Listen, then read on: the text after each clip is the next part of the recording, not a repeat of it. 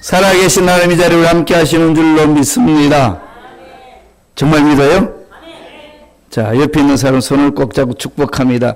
이 아침에 좋은 일이 있습니다. 하나님은 살아계십니다. 그리고 그 하나님 앞에 믿음으로 구하는 자 하나님은 만나 주시겠다고 약속하셨습니다. 믿고 구하는 자 하나님 만나 주셔서 일을 이루시는 거죠. 세상 살면서 이런 일 저런 일 많으셨죠. 어느 문제들 많이 있습니다. 풀어야 될 일들도 많이 있습니다. 하나님이 이 세상 지구촌을 하나님 뜻 안에서 돌아갈 수 있도록 하나님 두 기관을 세우셨어요. 그게 바로 세계 정부고 각 나라의 나라고 교회입니다. 그래서 교회의 공동체를 통해서 가정 공동체 그렇게 아름답게 만들어가며 하나님의 일을 하도록 만들어 주셨습니다. 우리들은 어떻게 해야 되나요? 가정을 위해서 기도하고 나라를 위해서 기도해야 됩니다. 우리의 기도를 통해서 하나님은 일을 이루시기 때문에 그렇습니다. 우리 민족에 지금 여러 가지 좋은 일들이 많이 일어나고 있죠. 남북의 대화가 무르익고 있습니다. 정말 이 형식적으로 끝나지 않고 실질적으로 대화가 될 수 있도록.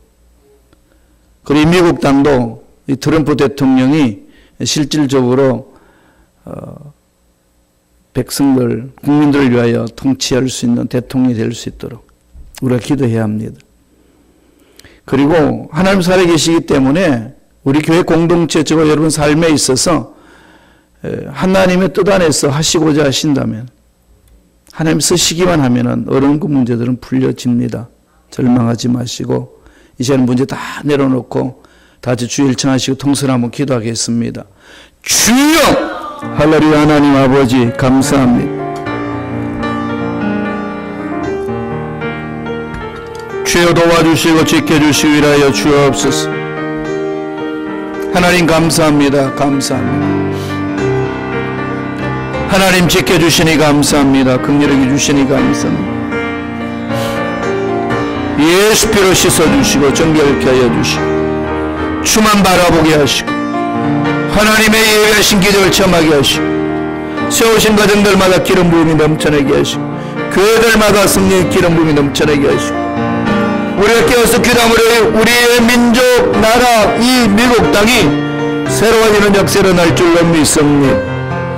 우리가 영적으로 새로워지기를 원하며 영적으로 부흥되기를 원합니다. 주여 주만 바라봅니다. 주여 인도하여 주옵소서. 하나님의 사랑에 우리 귀한 권속 하나님의 권속들에게 임하기를 원합니다. 하나님의 사랑의 문 하나를 멋지게 살아내기를 원합니다. 오늘 해야 될 일들 주여 주의 안에서 열심히 최선을 다하여 열매 맺게 하여 주시고 오늘 하루하루가 쌓여서 내일 있고 내일이 쌓여서 우리 일평생에 하나님과 함께하는 것을 우리가 믿사오니 주여 그 영원한 소망을 갖고 이 하나를 하나님 뜻 안에서 멋지게 살아가게 도와주시옵소서. 우리 민족의 복되기를 원합니다. 예, 미국 땅의 복되기를 원합니다. 성령으로 역사 임하기를 원합니다. 할렐루야 날라 야라바시안날라 야라바시안날라 야라발라. 성령님 역사하여 주옵소서. 할렐루야. 주님을 찬양합니다. 임하소서. 강하게 우리를 사로잡아 주옵소서. 주여 믿습니다. 믿습니다. 하나님 오늘도 우리에게 생명을 주셔서 영원을 사모하며 오늘 우리에게 지금이라는 시간을 주신 이 순간에 최선을 다하며 살아갈 수 있도록 기회 주시고 축복해 주심을 감사와 찬양을 드리옵나이다. 아무리 문제가 많고 어려운 일이 있다는 할지라도 전능하신 하나님 앞에는 아무 문제가 되지 않는 줄로 믿습니다. 힘들고 어려울 때마다 전능하신 하나님만 바라봅니다. 믿고 바라보는 자에게 만나주시고 말씀하여 주시고 세임을 하여 주시고 문제 해결받는 은혜가 임하게 하여 주옵소서. 앞날에 열려지는 놀라운 은혜가 임할 줄로 믿습니다. 육체 질병도 깨끗이 치유될 줄로 믿습니다. 가정들마다 새로워질 줄로 믿습니다. 마음의 답답한 것이 시원하게 풀어지는 역사가 임할 줄로 믿습니다. 우리 민족 지켜주시고 이 미국 당부 떨어주시며 우리 교회를 주님 손에 맡기니 간섭하여 주시고 인도하여 주옵소서. 주님을 찬양하고 예수님 이름으로 기도드리옵나이다. 아멘. 함께 봉독했던 말씀 중심으로 열매 맺는 삶이라는 제목으로 은혜 말씀을 나누겠습니다. 러시아의 작가 톨스토이가 인생 말년에 예수님을 믿었습니다. 은혜를 받았어요. 그리스도인이 되고 나서 단편 소설 하나 지었습니다. 잘 아시는 내용이죠. 바보 이반. 이반이라는 그 사람의 형들이 부르는 칭호가 저거 이반은 바보다 그렇게 이야기를 하는데 그 단편적인 그 내용에 기독교 메시지가 담겨 있습니다. 내용은 러시아 시골의 부유한 농부 가정에 삼형제가 살고 있었습니다. 큰형은 군인이 되는 꿈이 있었어요. 군인이 되었습니다. 둘째는 사업가가 되는 꿈이 있었습니다. 그래서 꿈대로 다들 자기 삶을 갖고 갔어요. 막내는 아버지 뒤를 이어서 땀을 흘리는 성실한 농부로 살기로 했습니다. 자기 소원대로 다 일들이 잘 이루어져 나갔습니다. 그래서 농사 일을 짓고 있는 농부로 살고 있는 이반을 향하여 형들은 바보라고 불렀습니다. 세월이 흘러가면서 형들이 승승장구하다가 가지고 있던 재산 잃어버리고 명예도 다 잃어버리고 맙니다. 성공과 출세를 위하여서 자기들이 행했던 부정적인 방법들이 들춰났습니다. 그래서 다 이렇게 법정에 써가지고 다 잃어버렸어요. 지금 대한민국에도 지금 그런 일들이 막 일어납니다. 한때 좋았던 사람들, 떵떵거렸던 사람들이 다 뒷조사하니까 문제가 있어서 쇠고랑을 차고 그렇습니다. 이 바보 이반 소설 속에 나오는 두 형들도 그랬어요. 빈털터리가 되어서 고향으로 돌아옵니다. 그래서 자기들이 불렀던 바보 이반의 집으로 왔어요. 얼마나 초라하겠습니까? 그 집에 살 수 있느냐고. 그랬더니 바보 이반은 품어줬어요. 다. 품어주면서 조건을 답니다. 형들이 떠나고 난 후 우리 가정에 한 규칙이 생겼습니다. 그렇게 말을 엽니다. 아무리 형들이라고 해도 먹을 것을 얻으시려면은 규칙을 따라야 됩니다. 규칙이 뭐냐? 일을 많이 해서 손에 굳은 살이 백인 사람이 식탁에 제일 좋은 자리에 앉아서 음식을 먹을 수 있는 자격이 있습니다. 일을 하지 아니하고 게으름을 피워 손에 굳은 살이 없는 사람은 다른 사람들이 다 먹을 때까지 기다리고 있어야 된다는 거죠. 같이 먹을 수 있는 자격이 없다는 겁니다. 이 규칙만은 꼭 지키셔야 합니다. 이런 내용이에요. 단순한 내용인데 그 속에 톨스토이가 뭘 말하려고 했냐면 하나님 나라의 윤리에 대해서 이야기를 하는 겁니다. 하나님 나라의 윤리. 그게 뭘까요? 오늘 읽었던 본문 말씀이에요. 심은 대로 거두며 일한 만큼 보응을 받는 것이 합당합니다. 그렇게 그 내용을 담아서 소설 속에 풀어나갔습니다.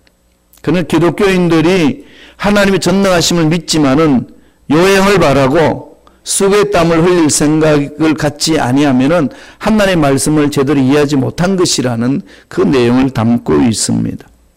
거짓이 있어서는 안 된다는 거죠. 원리 안에서 진실하게 살아가야 되는 것이 하나님의 사랑을 체험한 자의 모습이라고 이야기를 합니다. 오늘 말씀을 보면 그것을 구체적으로 풀어줍니다. 생명이 있는 것은 열매를 맺는 것이고 이 열매를 맺는 것은 농부들이 너무나도 잘 알기 때문에 땅에다가 씨앗을 심고 가꾸고 또 열매를 얻어서 수고한 만큼 대가를 얻는다는 것을 농부 비유를 통해서 사도 바울이 기독교인들의 신앙 생활이 어떤 것인지를 이야기를 해줍니다. 그냥 하늘에서 그냥 뚝 떨어지는 그러한 요행 있을 수 없다는 겁니다. 하나님의 능력을 믿고 하나님의 음성에 따라서 순종하면서 해야 될 일을 함으로 하나님이 주신 그 은혜 속에 들어가서 열매를 얻는 삶이라고 가르쳐 줍니다. 그 당시 성도들에게도 믿음으로만 입술로 믿음으로만 된다고 말하는 그런 병폐가 생겼습니다. 이게 믿음으로만 되는 성경에서 참 우리가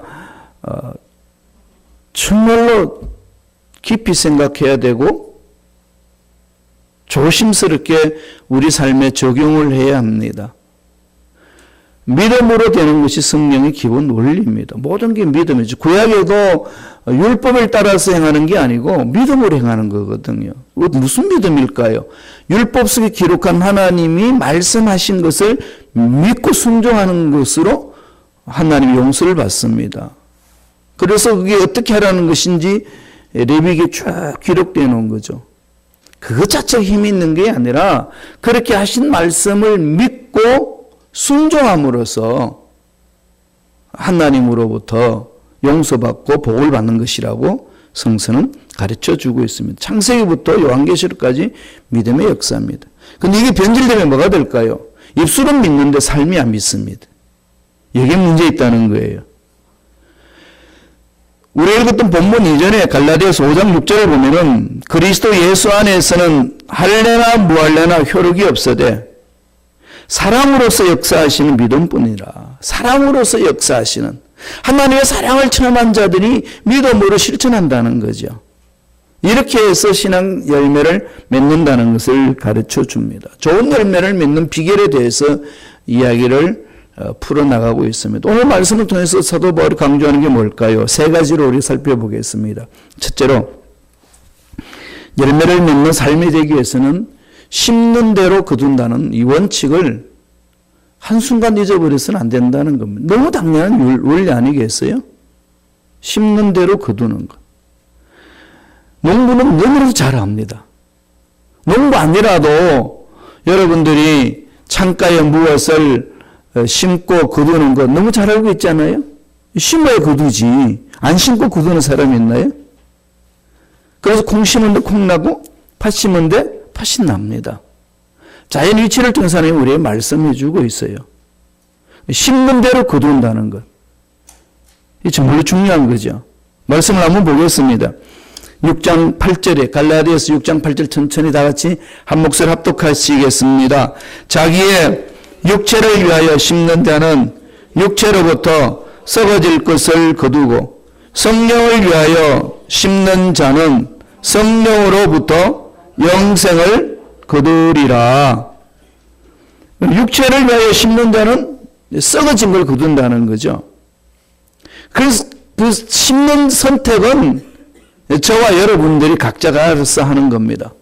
내 인생이라는 이 하나의 이 그림에 비하면 하폭의 속에 내 인생을 그려나가는데 나는 무엇으로 내 인생의 하폭을 그릴 것인가? 심는 것에 대해서 딱 거둔다는 거죠. 육체를 위하여 내 인생을 한번 멋지게 살아보겠다는 사람은 썩어질 것을 거두게 되고 성령을 위하여 내 인생을 멋지게 한번 가꾸어 보겠다라고 성령으로 심는 자는 성령으로부터 영생을 얻는다. 강조합니다. 여기까지는 우리가 너무나도 잘 알고 있습니다. 이럴 때 우리가 어떻게 이분 알고 있는 것을 생활 속에 실천하면서 열매를 향하여 달려갈 것인가? 이건 조금 더 깊이 생각해야 되고 깊이 내 삶을 돌아봐야 되겠습니다. 우리는 육체의 본성을 따라서 삽니다. 어느 누구도 피하지 못해요. 육체의 본성은 뭘까요? 잘 알죠? 이건 고민하지 않아도 잘 압니다. 육체는 뭡니까? 피곤하면 잠자고 싶고, 배고프면 밥 먹고 싶고, 화가 나면 화내고 싶고, 짜증이 나면 짜증 내고 싶고, 그냥 육체가 이끄는 대로 따라다니는 것을 바로 육체의 본성이다. 그렇게 이야기하고 있지 않습니까? 그러니까 이 육체의 본성대로 맡기면 부패와 타락으로 그냥 끌려갑니다. 성령으로 심는다는 게 뭘까요? 우리는 육체의 소욕에 따라서 살아가는 것이 너무 일상생활에 길들여져 있기 때문에 성령으로 심는다는 것은 저절로 되지 않는다는 걸 다 압니다. 쉽지 않죠. 어떻게 성령을 따라서 행할 수 있고 어떻게 성령을 따라서 말하고 성령을 따라서 삶을 살고 성령을 따라서 열매를 맺을 수 있도록 삶을 갖고 가야 될까요? 이건 스스로 결정해서 할 수 있는 건 아닙니다. 농부들이 씨앗을 심을 때에 아무렇게나 심지 않습니다. 다 잘 아시잖아요. 가장 종자 중에 좋은 거 심죠. 쓸데없는 거 심지 않습니다. 영원한 생명을 얻는 저와 여러분들, 하나님 나라를 위해서 나는 심는 대로 거둔다 내 인생, 이런 것을 말씀을 통해서 알고 있고 또 지금도 우리 말씀을 듣고 있는 이 상황 속에 나는 지금 정말로 귀한 것으로 성령을 따라서 심고 있는가? 이것은 말씀 안에서 내 자신을 비춰보지 아니하면은 나 스스로가 나를 속일 때가 많이 있습니다.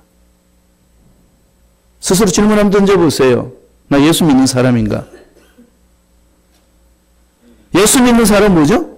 예수의 생명이 있는 사람이에요. 죄에서 완전히 십자가를 씻음받았다는 사실을 정확하게 압니다. 그러면 예수의 생명이 있는 자는 하나님의 자녀가 되었기 때문에 하나님의 자녀답게 삽니다. 하나님 만난 자는 자녀답게 살아요. 하나님의 자녀답게 산다는 게 뭘까요? 예, 말씀에 기록한 대로 몸부림을 치는 거죠. 오른밤을 때리면 왼밤 내밀 준비되어 있고 오를 가자면 심리갈 준비가 되어 있고 주님이 기뻐하라 그러면 기뻐하기 위하여서 온 생각과 말과 마음이 집중되어 있는 삶이라는 겁니다. 관심이 그게 있는 거죠. 이런 사람들을 많이 못 봅니다. 현대 그리스도인들 중에. 목사님이 그런가요? 그러시면 참 좋겠어요. 장모님이 그러신가요? 그럼 참 좋겠어요. 교회 직분 받은 분들이 그렇게 일치에 올라와 있다면 얼마나 좋겠습니까? 안타깝게도 잘 아시다시피 우리 교회뿐만 아니라 이 지구촌의 모든 교회의 일꾼들의 직분 받은 사람만 직분 받은 대로 그렇게 살지 못하고 있다는 게 우리의 현실입니다. 왜 그냥 그대로 둬도 좋은가요? 심은 대로 거두는데 무엇을 심고 있느냐는 거죠. 성령에 의해서 심으면 반드시 성령의 열매가 있습니다. 우리 성령의 열매 한번 보고 가죠. 갈라디아서 5장 22절, 23절 다 같이 한 목소리로 천천히 한번 읽어볼까요? 다 같이 읽습니다. 오직 성령의 열매는 사랑과 희락과 화평과 오래 참음과 자비와 양성과 충성과 온유와 절제니 이 같은 것을 금지할 법이 없느니라. 열매는 이거죠. 9가지. 너무 잘 아시잖아요. 이 열매는 어떻게 얻어지죠? 육체의 열심으로 심어서 얻어지잖아요. 성령으로 심어야 되는 거죠.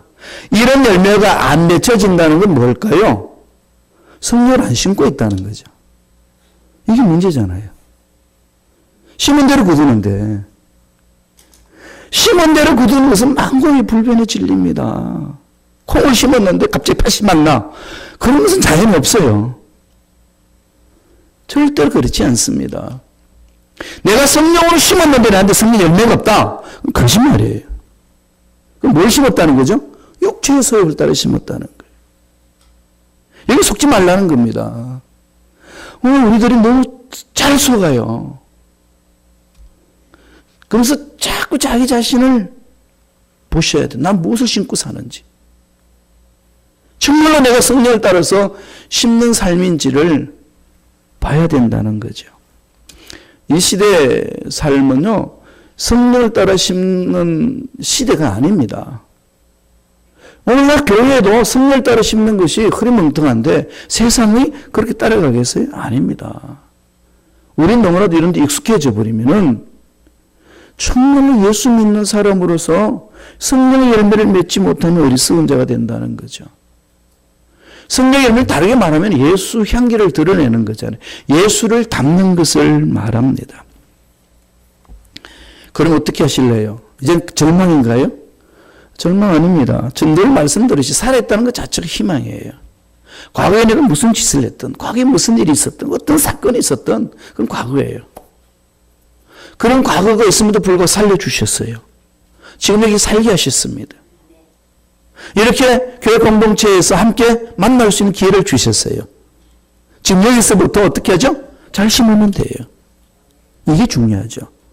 여기서부터 잘 심으면 됩니다.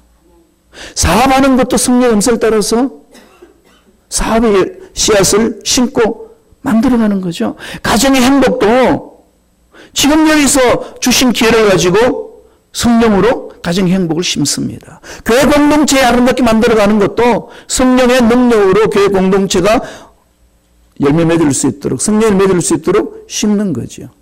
지금 여기서부터 심으면 됩니다. 네, 육체적으로 들어와. 육체적인 일을 하는 것도 마찬가지. 육체적으로 일한다고 자체가 육체 소용은 아니지 않습니까? 그죠? 교회에서 일한다고 거기서 성령의 일인가요? 아닙니다. 착각하면 안 돼요. 교회에서 일하면서도 육체 소욕대로 하는 게 많습니다. 교회에서 열심히 봉사를 서로 싸워. 그게 성령의 일인가요? 아니죠. 육체 소욕이에요. 바깥에서 열심히 사업을 하는데 늘 아버지 말씀에 순종하며 기뻐하며 하나님이 주인님이다라고 선포하며 나아가는 그 사업이 육체의 소욕에 따라가는 일인가요? 아닙니다. 성령의 일이에요. 그 열매가 있습니다. 내가 어느 자리에서 있느냐 중요하지만은 그 속에서 어떻게 하나님과 관계를 맺으면서 해나가느냐 이게 중요하다는 거죠. 심은 대로 거둔다는 건요. 이런 자연을 통해서도 가르쳐 주시고 우리 영적인 질서 속에서도 늘 말씀합니다. 자연 속에서 늘 비우잖아요. 땅 속에 가서 엉뚱한 심고 엉뚱한 것을 지가 원하는 것을 거두려고 하지는 절대로 않습니다. 그런데 영적인 세계에서는 그걸 그만 해버립니다. 자기가 자기를 속이는 거죠. 이걸 바울이 가르쳐 주는 겁니다. 심은 대로 거둔다. 근데요, 농사를 한번 망쳐보면 다음에 농사를 잘 짓습니다. 여러분, 사업도 망쳐보면은 다음 사업에 대한 것은 구성이 생겨요. 망할 때는 쫄딱 망해버려야 돼. 그래, 새롭게 시작하는 거지. 자기 그냥 조그만 그 무슨 이 굴릴 수 있는 걸 가지고 하면은요, 자꾸 그게 자기 방법으로 끌려가기 때문에 문제가 있어요. 그냥 내려놓지 않습니다. 다 내려놓으면 주님 마음대로 하시옵소서. 그때서부터 출발하는 거거든요. 그래서 지금 뭘 마음판에 새게 될까요? 주님 오실 그때까지 나는 성령으로 심으리라. 그래서 성령으로 주는 열매를 얻으리라. 결심하며 달려가야 될 줄로 믿습니다. 두 번째. 그러면 오늘 좋은 열매를 얻기 위해서는 뭘 하라는 거죠? 낙심하지 말고 기다려라. 이게 낙심과 인내인데요. 낙심해서 인내를 포기할 것이냐, 낙심을 뛰어넘고 인내할 것인가. 이게 신앙생활 아니겠습니까? 여러분 포기한 것들 한번 돌아보세요. 누가 포기하라고 했는지, 하나님이 그렇게 포기하라고 하셨는지, 환경이 그렇게 했는지, 사람들의 눈총 때문에 그렇게 포기했는지, 내가 연약해서 그냥 포기해버린 건지 잘 살펴야 됩니다. 오늘 바울이 낙심하지 말고 기다리라고 이야기를 해주는 것이 9절에 있습니다. 다 같이 한번 읽겠습니다. 갈라디아서 6장 9절. 한 목소리로 갈라디아서 6장 9절 읽어볼까요? 우리가 선을 행하되 낙심하지 말지니 포기하지 아니하면 때가 이르매 거두리라. 때가 이르면 이게 무슨 말이죠? 마침내. 구약 성경을 쭉 보세요. 하나님께 쓰임받는 일꾼들이 하나님으로부터 응답받을 때 꼭 거기에 단어가 나옵니다. 뭐가 나오죠? 마침내 그무가 되었더라. 마침내 소원이 이루어졌더라. 그런 거 아니겠어요? 저와 여러분 삶은 이 마침내를 향해 달려가잖아요. 하나님이 주신 은혜 안에서 마침내 결론 내려지기까지는 과정 속에서 절망해버리고 멈춰버려서는 안 된다는 겁니다. 하나님이 이끌고 계시는데 하나님 방법들을 이끌고 계시는데 내가 보니까 내가 원래 생각했던 건 달라. 이건 아니야. 난 돌아갈 거야. 그럼 끝나는 거잖아요. 늘 제가 말씀드리지만 요셉이 그렇잖아요. 요셉 꿈의 사나이입니다. 꿈을 향해 갔어요. 그런데 가는 길은 꿈과 전혀 다르게 자기 인생이 풀려집니다. 이랬을 때 요셉이 어떤 마음이었을까요? 난 요셉의 심리를 요새 많이 묵상합니다. 어땠을까? 꿈을 향해 갔는데 삶은 전혀 꿈이 아니에요. 하나님 방향으로 갑니다. 하나님 살아계시면 이룰 수 있습니까? 얼마나 몸부림치겠습니까? 그런데요, 요셉은 그 어떤 상황이 던져줘도 하나님께 집중을 합니다. 하나님 승리를 믿는 것을 보디발의 집에서 노예로 있으면서 사는 모습을 보면 정확하게 기록합니다. 그리고 가장 궁극적인 것은 보디발 부인이 유혹했을 때에 그냥 자기가 하나님의 꿈을 잃어버렸으면 보디발 부인이 유혹하는 것은 그냥 세상과 타협해버립니다. 타협이, 꿈이 잃어버렸을 때 타협하잖아요. 꿈이 없으면요, 그냥 방자하게 합니다. 춘향전에 놓은 방자보다도 더 방자하게 해요. 아무렇게나 살아버리잖아요. 요 젊은이들 사는 거 보세요. 왜 마약합니까? 꿈이 없으니까. 한국에도요, 젊은이들 그냥 막 살아요. 왜 그런 줄 압니까? 열심히 일해봐야 집도 하나 못 구하고, 결혼해서 애기 낳아서 잘 양육할 수 있는 길이 안 보이니까. 꿈이 없으면 그냥 타협해버립니다. 요셉 보세요. 요셉이 자기 삶은 완전히 꿈이 없는 쪽으로 자꾸 가고 있습니다. 그런데 유혹이, 강한 유혹이 왔습니다. 쾌락도 있고 돈도 있을 수 있는 그 유혹이 요셉을 두들깁니다. 그런데 요셉은 그런 걸 다 거절하잖아요. 그 거절할 힘이 어디서 나왔겠어요? 제가 그것을 가면 묵상을 해보면 도대체 요셉이라는 인간이 바본가? 왜 그런 좋은 조건을 그냥 찰 수 있었을까? 노예 주제에. 그건 꿈이에요. 하나님 주신 꿈이 있기 때문에. 세상이 아무리 흔들어도 흔들리지 않는 꿈이 있기 때문에. 타협하지 않는 거죠.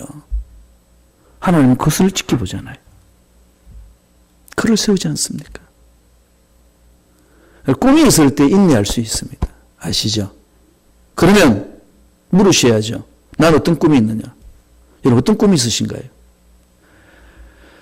아이고 목사님 나이 늙어서 무슨 꿈을 타령하십니까? 그러죠. 그런데 요한에서 2장 28절 뭐라고 그랬습니까? 성령이 임하면은 늙으면은 꿈 무슨 꿈이죠? 비전. 어르신들한테 물어보면 이제 뭐 하실래요? 그러면 야 손잡고 공원에 가서 놀긴 하지. 그건 아니지 않습니까? 시더니 대학 가가지고 그렇게 인생 끝내는 게 어르신들의 꿈은 아니잖아요. 어떤 거죠? 꿈은 살아있습니다. 꿈은 늙지 않습니다. 꿈은 흐물거리지 않습니다. 분명합니다. 사람을 세워줍니다. 끌고 나가게 만드는 거죠. 나이와 상관없습니다. 환경과 상관없습니다. 어떤 위치에 있는데 중요하지 않다는 거죠. 꿈은 사람을 살려냅니다. 그래서 요셉은 어떤 유혹이 와도 흔들리지 않고 당당히 맞장 서서 나아갑니다. 기다리는 거죠. 심고 거두는 법칙에 있어서 중요한 부분이 여기에 있습니다. 뭐라고 하는 거죠? 낙심하지 말고 기다려라. 왜? 때가 되면 이룬다는 거죠. 낙심하지 말지니. 이 낙심될 때가 실망할 때, 육체적으로 피곤할 때, 일이 잘 안 풀어질 때, 내 계획대로 일이 안 열려질 때 사람은 낙심합니다. 이건 누가 잘 알까요? 나도 잘 알고 또 누가 알죠? 마귀가 잘 알아요. 그게 문제예요. 마귀가 너무 잘 알아요. 이게 심리학 박사입니다. 그러니까 우리 속을 뒤집는 데는 무슨 말을 하고 어떤 살을 붙여주면 뒤집혀진다는 걸 너무 잘 알고 있는 거죠. 이거 정신 차리지 않으면 그냥 당하지 않아요. 그래서 하나님 주신 꿈마저도 잃어버릴 때 얼마나 많은지 모릅니다. 어떻게 해야 되죠, 이건? 이런 일이 찾아오고 할 때 어떻게 해야 됩니까? 주님이 가르쳐 주셨어요. 누가복음 18장 1절 한번 보세요. 다 같이 읽겠습니다. 예수께서 그들에게 항상 기도하고 낙심하지 말아야 할 것을 비유로 말씀하여. 주님도 늘 관심은 거기에 있는 거죠. 낙심하지 마라. 마귀는 낙심이라는 무기를 가지고 괴롭힌다. 힘들고 어려우면 이게 마귀가 속삭이는 게 많아요. 너 그동안 수고했다. 여기까지만 손 놔라. 그냥 뭐 이 세상 사라진들 뭐 누가 너에 대해서 관심이 있겠냐. 안 되는 건 안 되는 거야. 그냥 손 놓고 그냥 끝을 내. 이게 늘 마귀가 장난칩니다. 이럴 때마다 여러분 자세를 가져야 돼요. 끝내는 건요 언제든지 할 수 있어요. 그렇지 않나요? 끝내는 건 언제든지 끝낼 수 있습니다. 그러나 붙들고 있다는 것은 언제든지 할 수 있는 건 아닙니다. 꿈을 향해 달려갈 때는 늘 이 말씀을 마음판에 새겨야 돼요. 좋은 걸 심어야 되잖아요. 승려를 따라 심어야 되지 않습니까? 그런데 그 과정이 있어요. 농부가 이 봄에 씨앗을 심고 봄의 계절 끝나기 전에 열매를 얻으려고 몸부림치는 농부는 아무도 없습니다. 심고 가꾸고 물 주고 잡초 뽑아주고 때학볕 햇빛을 비추고 그 기간을 지나게 합니다. 그거 다 참아내잖아요. 우리 신앙생활에 있어서 하나님과의 관계 속에 열매를 맺기 위한 과정이 이런 것이 필요하다는 겁니다. 저와 여러분 잘 알고 있는 아브라함 링컨 대통령 있죠. 그분은 배운 게 없잖아요. 정말로 그냥 배운 게 없고 가난하게 살았습니다. 그가 조지 워싱턴 대통령의 일기를 읽고 마음의 꿈을 갖습니다. 대통령을 해야 되겠다. 꿈이 막 싹 튼 거죠. 꿈은 환경을 초월하잖아요. 자기가 대통령 갈 만한 어떤 환경, 위치, 물질, 관계 있어서 그런 게 아니라 전혀 관계 없는데 그냥 하나님 앞에 기도하면서 조지 워싱턴의 그 일기를 쭉 읽어보면서 꿈이 일어나기 시작했습니다. 도전했어요. 그냥 됐나요? 잘 아시죠? 사업은 17번이나 실패를 했습니다. 17번이나 파산을 했습니다. 이 정치에 뛰어들어가는데 9번이나 낙선을 했습니다. 이러면 끝날 상황 아니겠어요? 꿈이 있는 사람은 이걸 안 놓습니다. 달려가는 거죠. 그게 어떻게 되죠? 잘 알다시피 마침내 16대 대통령으로 백악관에 입성을 합니다. 오늘 주님 말씀합니다. 바울을 통해서 우리가 선을 행하되 낙심하지 말지니 포기하지 아니하면 때가 이르매 거두리라. 심고 거두는 법칙에 포기하지 않고 낙심하지 않는 것. 사업에도 가정의 자녀들과 관계 맺는 것도 두 사람의 행복을 갖고 가는 가정의 생활도 앞날을 이끌어가는 나의 삶의 미래도 또 사업에도 직장에도 이 모든 것들이 다 우리 삶에 있어서 적용되어야 될 영역들입니다. 심은 대로 거두는 것, 심었으면 절대로 포기하지 말라는 것. 낙심하지 말고 포기하지 말고 기다려라. 때가 이를 때까지. 순범식 가옥에 하나님이 주신 놀라운 뜻이 있지 않습니까? 눈으로 보기에는 도저히 이루어지지 않을 것만 같은 그런 상황들이 펼쳐질 때가 많이 있잖아요. 물론 저도 많이 그런 것을 체험을 합니다. 그런 걸 볼 때 낙심 많이 하잖아요. 그런데 그럼에도 불구하고 일어설 수 있는 힘이 어디 있나요? 하나님이 주신 말씀이 있으니까. 그게 집중하는 거죠. 그래서 저와 여러분들은 날마다 하나님의 말씀에 집중하는 거죠. 교회 공동체에서 봉사하다가 일하다가 신앙생활 하다가 넘어지고 엎어지고 마음이 깨지고 막 그런 일이 있단다 할지라도 그건 과정이에요. 그것이 내 인생 전부는 아니지 않습니까? 가는 거예요. 그죠? 곤박질 치기도 하고 일어서기도 하고 그렇게 해서 하나님이 이끄시는 궁극을 향하여서 달려가는 겁니다.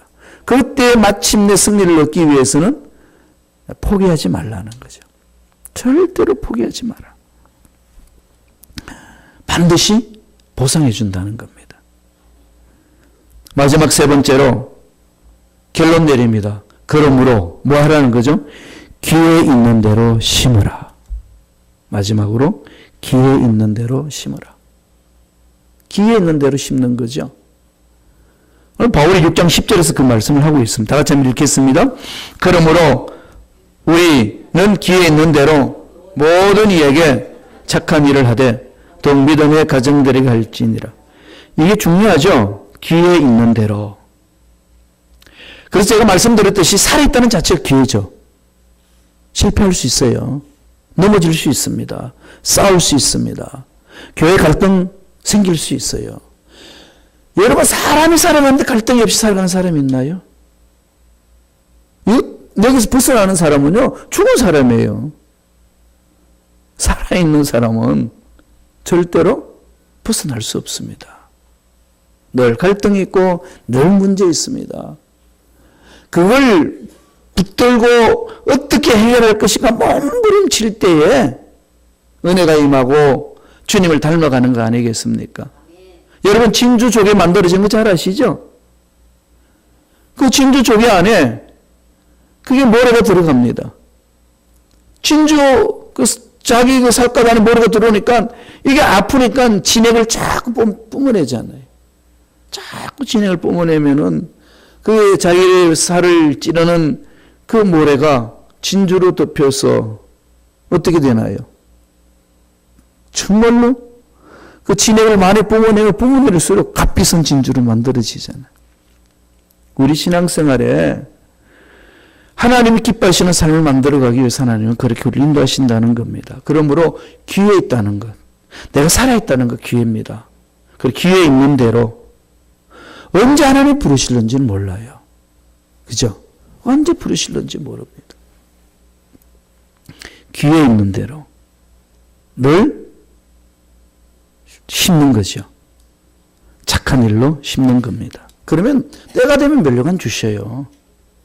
어떻게 하느냐고요? 하나님 말씀하셨기 때문에. 하나님 말씀하신 건 절대로 무시하지 않습니다. 시건치 않습니다. 없던 걸로 해. 그거 아닌 거야, 그건. 그땐 그랬고 지금은 아니야. 이렇게 말씀하신 적이 한 번도 없습니다. 그 하나님을 믿고 있는 이상 우리는 언제든지 신뢰하면 달려갈 수 있는 거죠. 미국의 한 가구점에 있었던 일입니다. 비가 주룩주룩 내리고 있는 날에 점원이 막 잡담을 나누고 있다가 다리를 저는 할머니 한 분이 상점의 처마 밑에서 비를 피하고 서 있습니다. 누군가를 기다리고 있는 것 같았어요. 그래서 그 점원이 나가가지고 그 할머니를 이렇게 모셔옵니다. 할머니, 비 피하시고 누구 기다리시나 보죠? 예. 그러면은요, 거기서 있지 마시고 안으로 들어오시라. 아니라고. 난 여기 가구를 사러 온 사람이 아니라고. 나는 여기 비를 좀 피했다가 비가 멈추면 가든지 내가 누구를 만나서 다른 데로 갈 것입니다. 막 그렇게 이제 이야기하는 할머니를 점원이 아주 그냥 이렇게 정중하게 모십니다. 할머니 비 오는데 가게 안에 들어와서 비도 피하고요. 이 가구가 어떤 것이 있는지 한번 보세요. 사라고 말씀하는 거 아닙니다. 그냥 와서 구경하시라고. 아닐세, 나 차고 오면 빨리 가야 되니까. 차고 오면은요, 제가 보고 해드릴 테니까, 그러지 마시라고. 그래가지고 이제, 거기 흔들 의자 다 만져보라고 그러면서 좀 쉬고 계시라고. 그러면서 좀 정성껏 섬겨드렸습니다. 그랬는데 이제 마침내 차가 왔어요. 그래서 나가면서 그 점원한테 할머니가 그럽니다. 명함 한 장 받을 수 있겠냐고. 그 명함을 드렸어요. 명함만 한 장을 드렸던 며칠이 지나고 난 후에 편지 한 통이 가구점에 전달되었습니다. 그 편지를 보낸 사람이 누군가 하면 그 당시 강철왕 카네기가 친필로 쓴 편지입니다. 뭐라고 쓰였냐면은 일전에 비 오던 날 우리 어머님에게 베풀어 주신 친절에 진심으로 감사드립니다. 어머니 요청을 따라 스코틀랜드에 짓고 있는 저택에 쓸 가구 일체를 당신 가구점에서 구하고 싶습니다. 우리가 짓고 있는 회사에 들어갈 가구 일체를 당신의 가구점에서 구하고 싶습니다. 단 한 가지 조건이 있습니다. 이런 처음부터 끝까지 당신이 책임지고 처리해 주시기 바랍니다. 이 편지가 날라왔어요. 그 한순간에 이 가구점 점원으로 있다가 가구점을 운영하는 전문 기업가가 되었습니다. 참 만화 같은 얘기지만은 이렇게 우리한테 기회가 온다는 거죠. 하나님 앞에 새벽마다 부르짖는 것, 하나님 앞에 예배드리면서 부르짖는 것, 하나님은 지켜보십니다. 기회 주시는 거죠. 그래서 우리는 하나님의 뜻대로 살아가는 거 아니겠어요? 환경에 뭐가 문제겠어요? 사람 알아준다 말아준다 그게 뭐가 문제겠습니까? 하나님 지켜주시는데, 지켜보시는데. 갈라디아서 6장 7절 볼까요? 다 같이 한 목소리 읽습니다. 스스로 속이지 말라. 하나님은 업신여김을 받지 아니하시나니 사람이 무엇을 스스로 심든지 그대로 거두리라. 하나님이 그렇게 우리를 이끌어 주시는 것. 이 말씀들 얼마 안판에 새기면서 열매를 향해 달려가는 삶에 심은 대로 거둔다는 것. 단순한 진리인데 잊어버리지 말고 기회 있는 대로 잘 심으셔서 하나님이 기뻐하시는 그 멋진 열매를 맺는 저와 여러분들이 되실 간절히 축원합니다. 기도하겠습니다. 하나님 아버지, 우리 삶을 돌아봅니다. 심은 대로 거둔다는 진리 잊어버리지 않고 그 말씀에 따라서 나는 지금 무엇을 심고 있는지 자신들을 돌아보며 날마다 잘못된 것 통해 자복하게 하시고 성령을 이해하여서 멋진 것들, 귀한 것들을 심음으로 귀한 열매를 맺는 우리 모두가 될 수 있도록 축복하여 주옵소서. 감사하고 예수님 이름으로 기도드리옵나이다. 아멘. 아멘. 우리 찬양할까요? 예수의 이름으로 나는 일어서리라. 넘어질 때 많이 있잖아요. 영적으로. 영적으로 넘어지기 시작하면 일상의 삶도 그냥 힘이 없습니다. 여러 가지 문제가 많이 있는 거죠.